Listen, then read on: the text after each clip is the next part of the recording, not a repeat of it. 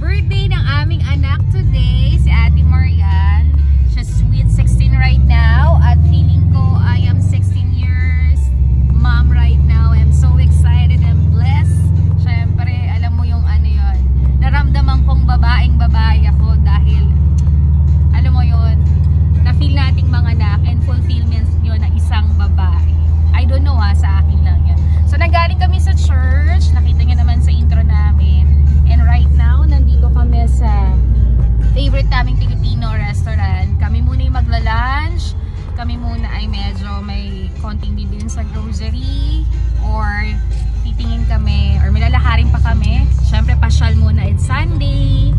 At siyempre, i-join namin kayo para nakikita nyo yung lifestyle din namin dito sa Amerika. At kung ano mga nasa paligid, diba? And mag-celebrate tayo ng 16 years old ni Ate Tambe because her dad magluluto mamaya ng pasta, and we're so excited for that, and we're so blessed and grateful. Thank you po, Lord, dahil yung anak namin ay nakarating ng 16 years old. Iba ang pakiramdam pag ganon. Fulfillment yon bilang nanay. Best achievement ko din yun. So guys, kain muna kami and see you guys later!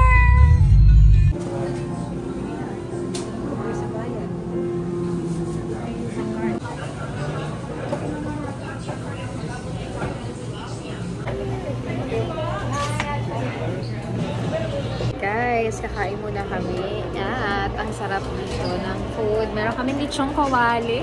Sarap ng lechong kawali. Adobong chicken and nag-gets ako ng ube. So, mag-lunch muna kami ni Sweetie. Guys, welcome back to our YouTube channel. Nandito na naman tayo sa 99 cents. Ayan, pasilip ko lang sa inyo. But promise, next time mag-vlog tayo. So, marami silang sale, kaya mamimili muna ako bago tayo mag-start ng mini dinner party ng aking anak. Let's go guys, tapusin ko na to para makauwi na kami. See you guys later! Guys, welcome back to our YouTube channel. Nandito na kami sa bahay after church, after mag-lunch kami sa labas, mamasyal, nag-coffee kami sa McDo. Then, bumaba kami kasi nag-gardening kami ng asawa ko dahil Sunday nga relaxation. But today, we celebrate Ate Tambe or Ate Marian's 16th birthday. Ayan. So, sa lahat po ng mga bumate, mga friends ko, nag-special message, maraming salamat po and God bless you talaga. Ayan. So, ngayon, may simpleng handa lang kami. I give text to Mamita and Ma'am Rose. Hindi ko lang alam kung pupunta sila dito ng 7:30 or 8 o'clock for dinner or 7 o'clock as early kasi we need to rest din dahil tomorrow is work because Sunday ngayon dito. And today is the birthday talaga ng anak ko sa Pinas. But kahapon, nag-extra celebrate na sila. We give a special surprise lunch with my family at ilang friends niya. Hindi na siya nag-party-party or something. Tapos, sinurprise ko siya nung balloon ng 16 at yung favorite cake talaga namin, yung Capistrano cake na yan, eto yan. Talagang lumaki ako dyan, napakasarap, napakamura, sulit talaga. So, itry nyo yan. And, yun nga, kami sa Queen Margaret, lunch nila. And, nakita ko naman sobrang saya siya at especially nakabanding niya yung talagang BFF friends niya. So, kami naman ngayon ni Sweetie ay nag-church din. Siyempre, nagpasalamat din kami for another blessing for 16 years. Isipin mo yun, 16 years na akong nanay. Hindi ka naman ganun ka-perfect. Siyempre, may mga pagsubok din. But God is good dahil nag-guide ka talaga. So, right now, magluluto si Sweetie na pasta, pero white sauce. Ito yung talagang forte niya. Kagalingan niya magluto. So, out na muna ako dyan. And siguro mamaya pag nakaset up na kami at ipakita namin yung simpleng celebration namin and thankful namin for 16 years niyang birthday or happy 16 birthday niya pala. Ayan. So, Sweetie, mag-start ka na ba? Hindi ko mapapakita si Sweetie kasi nakahubad siya. But thank you so much, Sweetie, sa pagluluto mo. And balikan namin kayo later para sa mga ilang update sa simpleng birthday ng aming anak. Guys, pakita ko sa inyo yung aming white sauce na pasta ang gagawin ni Sweetie. May chicken to, may bacon, may mushroom siya. Ayan, mushroom. Guess ko man. Hindi ako nagluto kasi mas magaling siya niyan. So, eto na, ginigisa-gisa na ni Sweetie. Ayan. So, pakita ko sa inyo. Ayan, ginigisa-gisa na niya. Chicken, mushroom. Ayan, yung kanyang niluluto with the pasta. Magpapakulo na rin siya. So, yan din lang ang pinakasimple naming handa. And, nagbili rin kami ng favorite kong pizza. And, may cake kami from Red Ribbon. Thankful kahit dito sa Amerika, meron tayong Red Ribbon. So, yung pagkakaluto ng Red Ribbon from Philippines dito, same din naman siya. So, masarap siya. Maliit lang yung binili namin kasi hindi namin, wala naman kaming bisita, tsaka dalawa lang kami. Ako lang yung mahilig sa sweets, yung asawa ko napakadalang. So, meron din kaming, bibili rin kami na barbecue at saka meron din kaming lumpia. Pero konti-konti lang kasi nga konti lang kami dito at saka yung matira pwedeng baunin sa work tomorrow. So, yan lang naman. I don't know kung pupunta si Ma'am Rose dito but kapitbahay lang namin siya. But I think may work siya ngayon.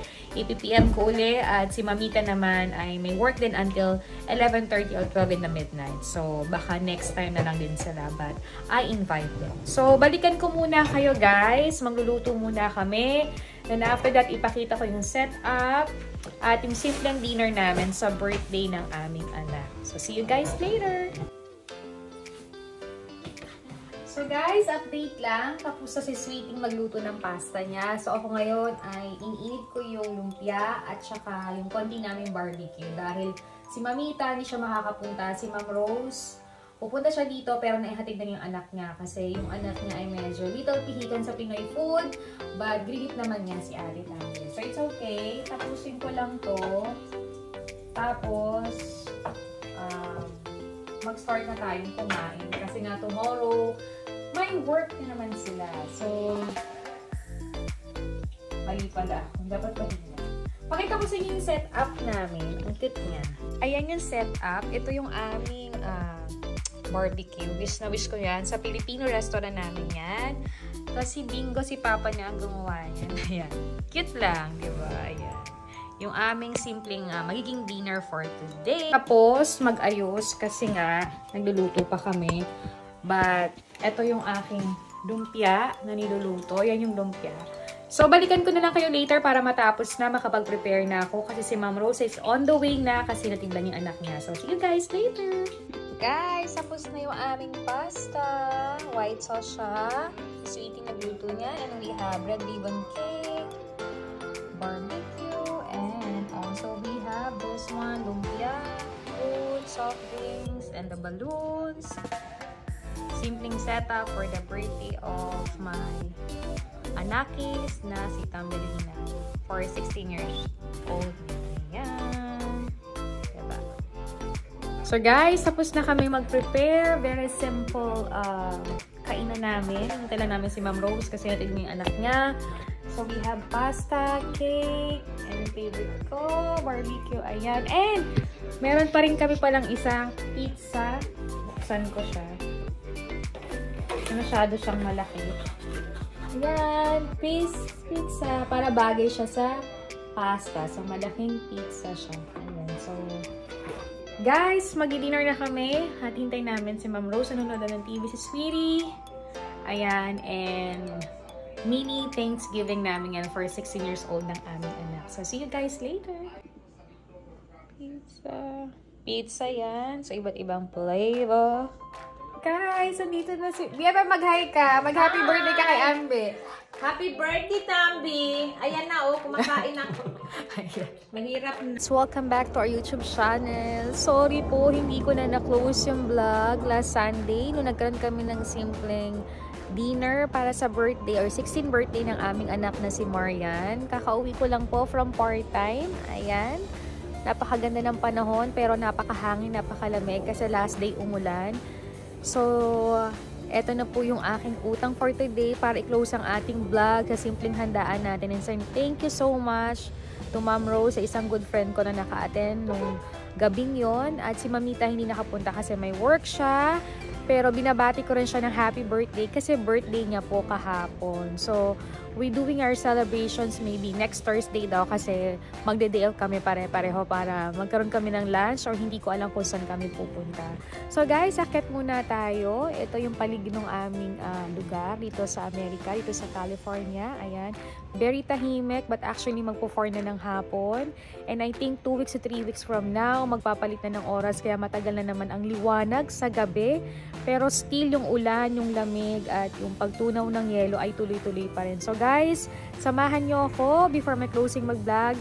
Akit muna tayo kasi lamig na rin ako at para makapagpahinga ako. So let's go guys! So, ayan, sama ko na rin kayo paakyat dito sa aming parang ano to apartment, townhouse ang dating, parang ganon. And may swimming pool dyan. Ayan yung swimming pool. Then, merong barbecue-han dyan. Ayan yung swimming pool namin. Ayan. Every summer bukas yan. Pwede kang mag-swimming dyan. So, nasa second floor kami. So, good to hear naman kasi para pag umulan, di kami mapabasa. Tsaka, look, yung bundok ko, punong-puno pa ng yelo. Diyos ko. Grabe. Ayun siya, oh. Pero hindi siya kita. Pero, sobrang kapal pa rin ng yelo. Kaya, sobrang lamig. And you need to wear pa rin ng jacket. So, magbukas lang ako ng aming bahay. Whew! Si Sweetie kasi, yung asawa ko, ano pa siya, mamaya pa siyang 7 o'clock or something kasi nag-overtime siya. Ay, thanks God. Sa bahay na tayo. Okay. Close the door. Importante yan, mga momshi. And I put my key here. Whew. Ayan. So guys, siguro magpapahinga muna ako. Freshen up or something bago kayo balikan. Kasi naman talaga, we're so busy for these days. Talagang, basta tayo maraming ginagawa. Hinihigal ako kasi nag-bus lang ako. But nai-enjoy ko naman kasi hindi naman malayo at safe naman.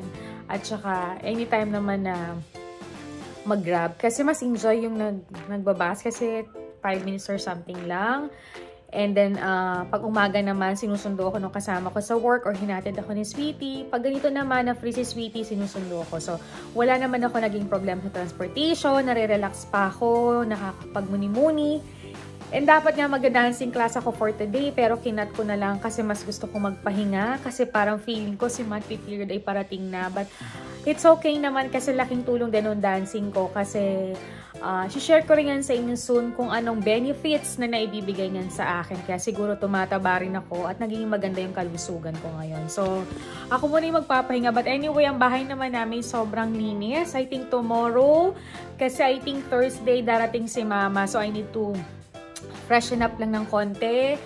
And para maayos naman, presentable pa rin yung bahay. Actually, wala naman nagkakalat sa amin. Kaya talagang still pretty and maayos pa rin talaga yung bahay namin. Gustong-gusto ko lang yung ganyan, minimalis. Para naman pagdating mo, even though you're pagod ka sa trabaho, refreshing pa rin yung loob ng bahay mo. So guys, before ending my vlog, mapapalit muna ako ng damit or magtatanggal ako ng jacket. At balikan ko kayo. Guys, welcome back. Ayan, nakapagpahinga na ang lola mo. Nakatawag na ako sa mommy and daddy ko. At nakapasok na yung anak ko sa school. Tinawagan na rin ako ng asawa ko. Nakapag-merienda ng konting tinapay at soft drink. It's my favorite. At ang kasunod kong ginagawa, umuupo na ako sa working area ko. Kasi nag-open na ako ng laptop ko at saka computers. Sinecheck ko yung mga orders ko sa pasabay.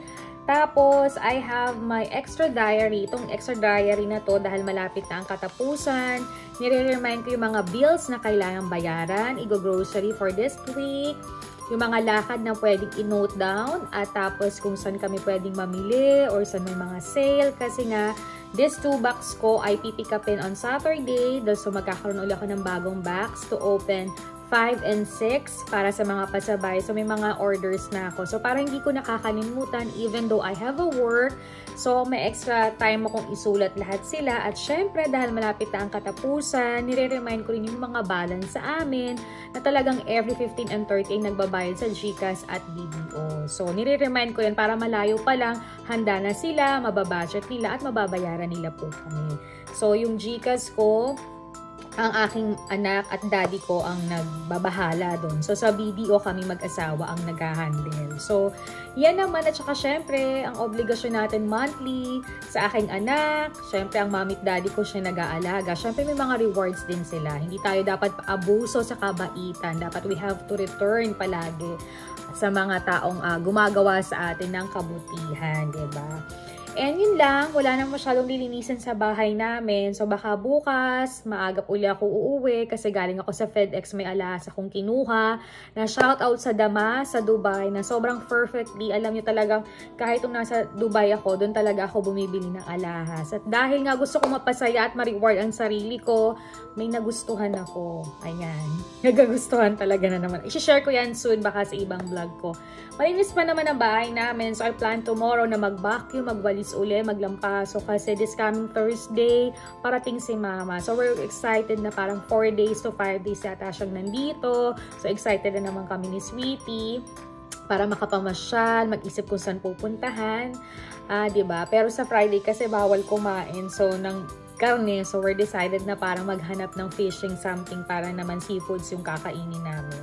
Yun lang naman at wala namang ganap masyado. Excited din ako mamaya makikita nyo sa Facebook or sa Reels. Kasi ang dami na po naghahanap ng aming Dance Ding hand wash. Ito po yun. May ilan po kasing umorder sa amin para sa wedding, sa birthday. Hindi po namin maasikaso dahil nga po nanganak ang aming suppliers na si Adi.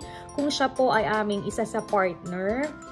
So dahil nga po nag-search ako po ay nakahanap dito sa Amerika na pwedeng mag-supplies pang samantala. Ito po ay ginamit ko ng isang buwan, pinag-aralan ko, tiningnan ko, binudget ko, pinag-usapan namin mag-asawa at pasok naman po sa banga.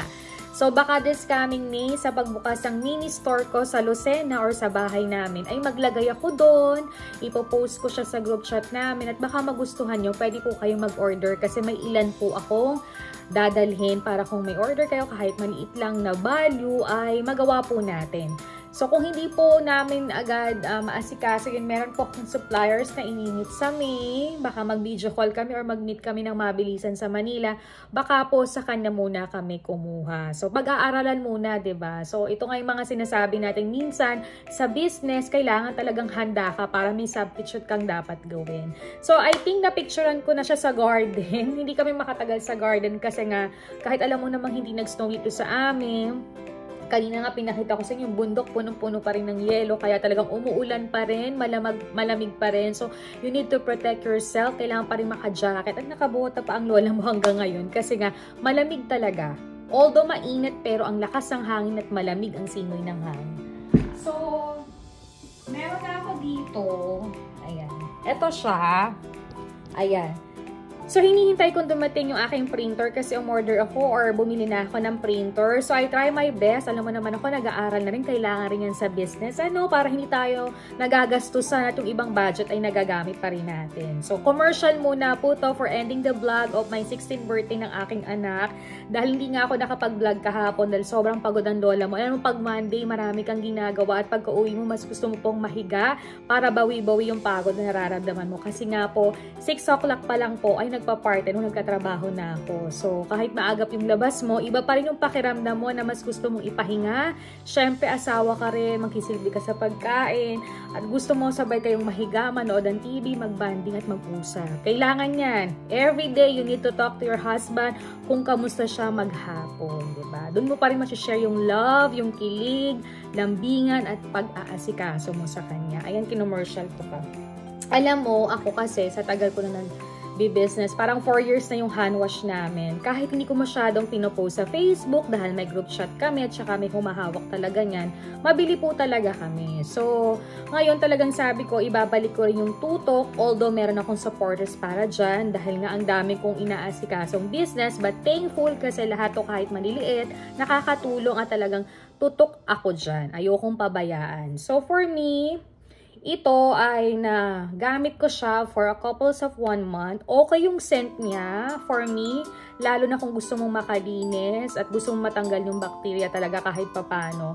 I think you can put this one in your hugasan or sa banyo. So, plano ko pa siyang lagyan ng ribbon tsaka yung name namin. So, inintay ko lang yung printer or baka sa Pinas, papagawa na lang ako para sa ganun. Pag dinisplay ko na dun sa shop namin, pwede yung itry. Hindi ko pa alam kung masyadong magkano ang presyo kasi pinag-aaralan pa ng asawa ko para hindi rin tayo lugi kasi isi-shipping namin to sa Pilipinas. So, actually, habang ngayon ay nanganak si Adi, ang aming kapartner, aming suppliers, we decide na maghanap muna ng substitute. Yun ang sinasabi ko sa inyo, pag may mga business kayo, dapat may pambala kayong extra substitute para sa ganun, hindi nawawala o nagiging laylo ang business ninyo. So, itong guy na to ay ininit ko on May, na baka sila din muna ang magsuporta para tuloy-tuloy po ang ating dance hand wash. Ito yon kasi nga po pagdating ng September, October, November at December, mabili po ang hand wash na pang regalo, lalo na sa Pasko. Talagang marami pong tumatangkilik niyan. So, for me, kailangan din talaga ay may substitute tayo dyan. At thankful naman kasi may mga nakakausap tayong suppliers na matitino. Okay.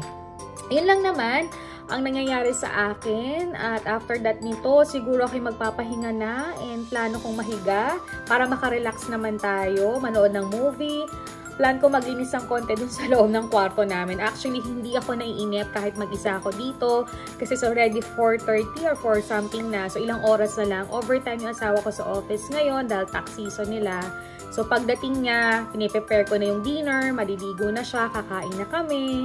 And then, mag-shower up na kami pareho, magmo-movie, hihiga. Hintayin namin makauwi yung anak namin sometimes or iti-text namin para mag-good night. Tapos, we have little prayers as matutulog na kami dahil tomorrow, back to work na naman. Ganun lang yung routine namin dito sa Amerika. But syempre, nandun pa rin yung pag-aasikaso, concern sa isa't isa, pangungumusta is very important para alam mo rin kung anong nangyayari sa kasama mo. Okay, ayan.